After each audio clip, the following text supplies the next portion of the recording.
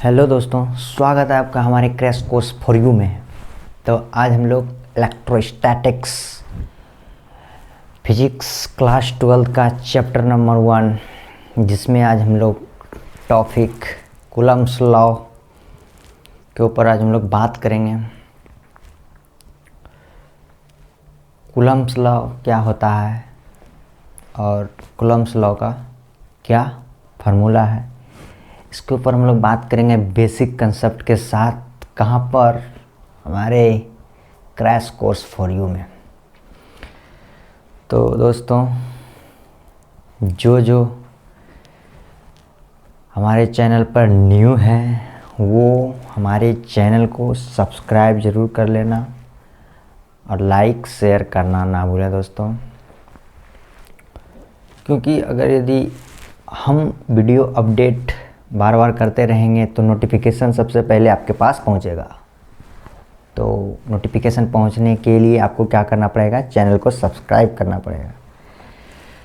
तो दोस्तों आइए हम लोग बात करते हैं कूलम्ब्स लॉ। कूलम्ब्स, और यहाँ पर हम हिंदी मीडियम और इंग्लिश मीडियम दोनों के लिए अलग अलग लिख दिए हैं।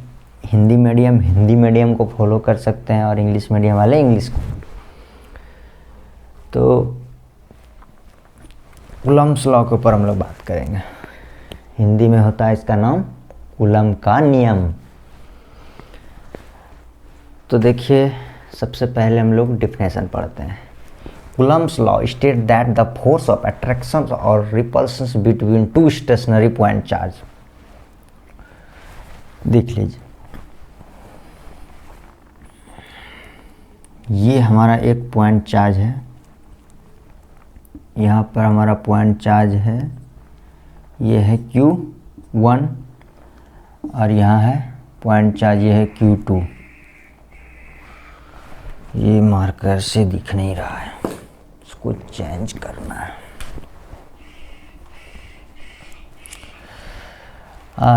तो पॉइंट मेरा 2 पॉइंट है। स्टेशनरी का मतलब है कि वो रुका हुआ स्थिर है। तो 2 पॉइंट चार्ज है, एक पॉइंट हो गया Q1 और दूसरा पॉइंट हो गया Q2 चार्ज।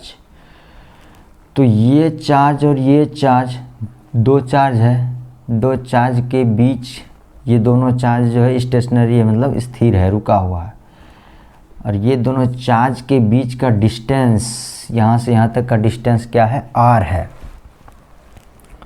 और कूलम्ब्स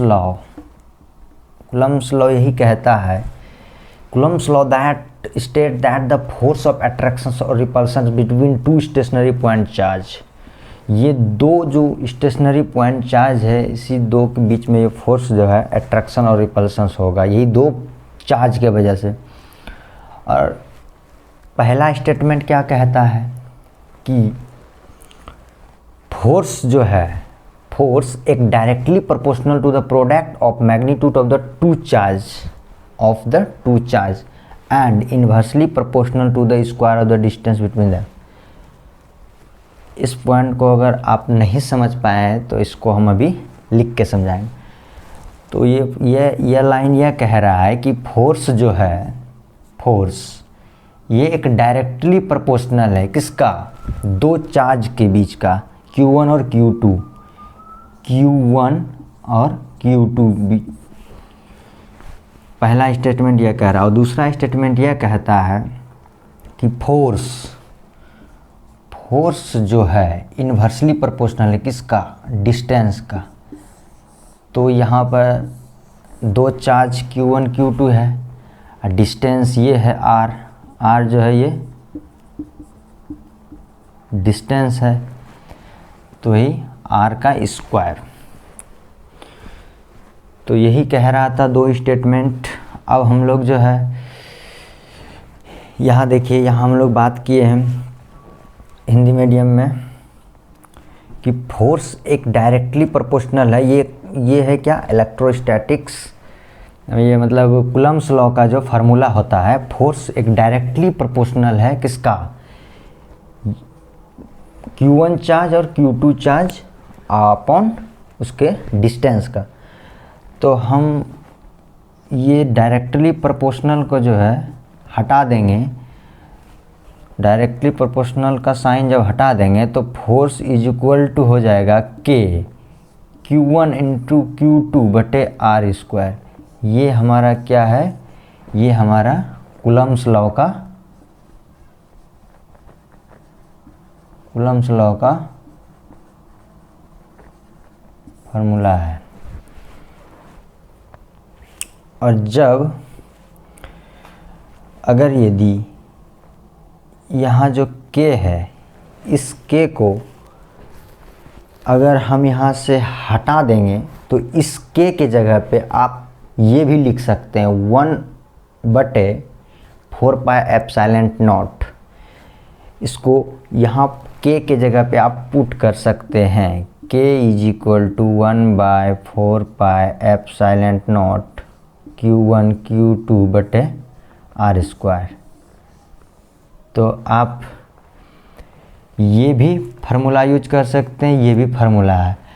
और अगर यदि आप यहाँ पर K का इस्तेमाल करेंगे तो K का जो है आप डायरेक्ट वैल्यू लिख सकते हैं इतना। अगर यदि इसका वैल्यू आप नहीं लिखेंगे, ये अगर आप नहीं लिखिएगा तो K लिखिए।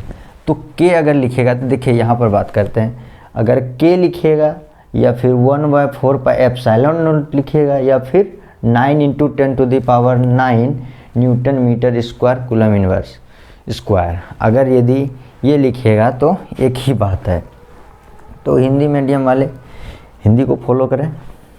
तो इसमें से बात करते हैं कि ये साइन जो है, ये साइन का क्या क्या नाम है। ये जो आप इसको देख रहे हैं इसका नाम क्या क्या है। तो एफ का तो हो गया फोर्स, K का हो गया, K को हम लोग क्या कहेंगे इंग्लिश में और हिंदी में यहाँ लिखा हुआ है, K को हम लोग कहेंगे इलेक्ट्रोस्टैटिक्स फोर्स कांस्टेंट। और इस K का वैल्यू कितना होता है 9 × 10⁹ और newton metre square coulomb inverse square. और ये Q1 Q2 ये तो चार्ज है, Q1 और Q2 चार्ज है। R तो हमारा डिस्टेंस है दोनों चार्ज के बीच का।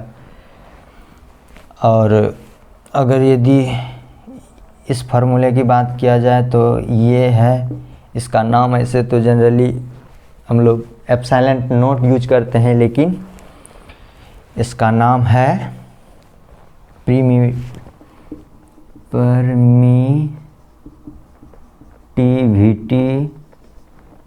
Permittivity of free space. और इसका वैल्यू जो होता है 8.85 × 10⁻⁻12 और इसका यूनिट होता है coulomb square m inverse square ये होता है। तो आई होप हमें लगता है कि कूलम्ब्स लॉ आपको एकदम बिल्कुल बेसिक के साथ क्लियर हो गया होगा। अगर आपको ये वीडियो अगर अच्छा लगा होगा तो प्लीज़ मेरे चैनल को सब्सक्राइब ज़रूर कीजिएगा। Thank you.